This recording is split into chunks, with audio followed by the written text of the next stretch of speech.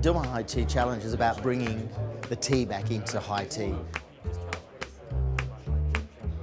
Today, careful effort has been made to respect the traditions and etiquettes of high tea. At the same time, we want to have a Kiwi spin on things, on the food, the beverages and the setting before you. The whole idea of our afternoon tea was to be very classical English, but with a very modern twist. Our theme today is basically a fusion of New Zealand culture, incorporating Dilmah teas and the Pacific Islands, what New Zealand is all about.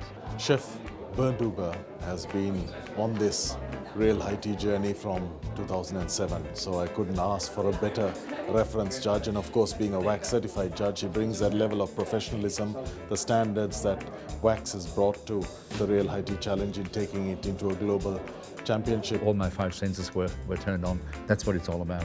It's an art to do that, but yeah, you got there. The Dilmah High Tea Challenge came about in 2007 when we want to put back into the high tea, real tea. Dilmah has reinvented the whole concept and have brought good tea, the world's best tea, with great varieties into the high tea. And to match the tea with the foods and actually have tea-infused food as well. Peter Kuruvita, everybody knows Peter. So our goal is to re-establish the beauty of tea and also the reason for having a high tea. New Zealand was really unique. Firstly, the setting. We're in a beautiful place. And I loved people bringing in the island theme. People were celebrating tapo and different parts of New Zealand, so it was a real New Zealand pride, really. It was great to see. What we were looking for in this competition, number one was brewing the perfect cup of tea. And it's a lot harder than you'd think. There's a lot goes into it. You need to stir it a few times, you need to make sure you cover it and look after it. But on top of that, the tea needed to be made into a cocktail, a mocktail, and then we needed to have a hot tea and a cold tea. Plus, we needed to have tea infused into the food and tea paired with the food. We're presenting you today our take of Kiwi high tea. We've tried to use as much local produce as we can with this tower. Careful effort has been made to respect the traditions and etiquettes of high tea. At the same time, we want to have a Kiwi spin on things, on the food, the beverages and the setting before you, which we'll run through now. So these rocks just don't serve a purpose. They're actually hot rocks, so they keep the food warm. And on top of that is a Rewana bread sandwich. And Rewana is like a traditional Māori bread made with a fermented potato. And inside that we've got New Zealand roasted beef with English breakfast and Parkvale mushrooms sauteed in a bit of English breakfast tea as well. And if we move up to this next layer, which is supposed to mimic a hot forest of kind of like a foamy forest, the misty forests in Wellington. We get a lot of mist everywhere. We've got eggnog brulees. We used berry sensation in our eggnog brulee, and that was just really nice, and it was nice cold as well, because it just kind of reminded me of my iced tea kind of growing up in America with my grandma having a jug of iced tea in the fridge and pulling it out and get all these nice berries, nice apple, nice lemon tea and stuff like that. And I felt that berry tea kind of brought that through, kind of nostalgia feel of my childhood. Nice table setting, good idea with your theme for New Zealand with the hot rocks and the lava and all the bits and pieces that go with it. So the hot rocks I enjoyed as well. I just wrote here, bring on the tea, because I was just waiting for tea. You know, make sure as soon as we sit down, we've got a hot beverage. It's really important. If you deconstruct that sandwich and look at it, the beef was really nice. I read in your recipe there's tea, but it still came across quite subtly. It's nice.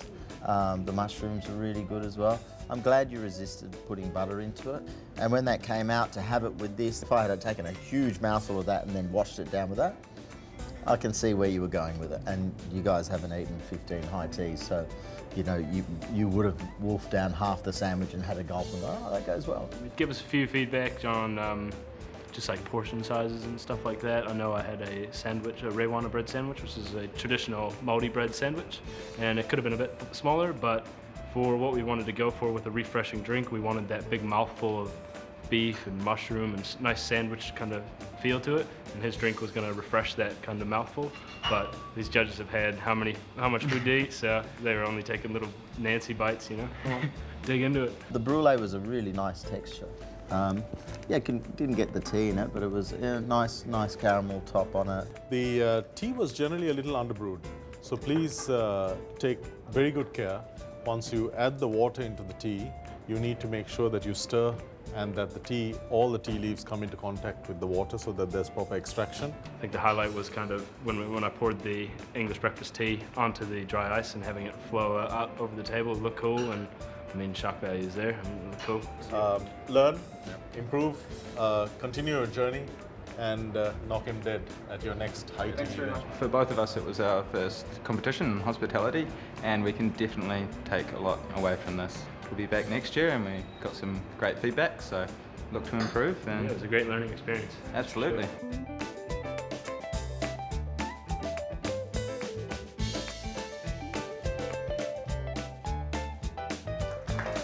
Okay, the next medal, NZ9, another bronze medal. The idea of this Real High Tea Challenge is that it is a journey in terms of their awareness and understanding of tea, opening up the options. And so in stage 1, which we have just completed, I think we can be satisfied that we have really achieved a very high standard of excellence.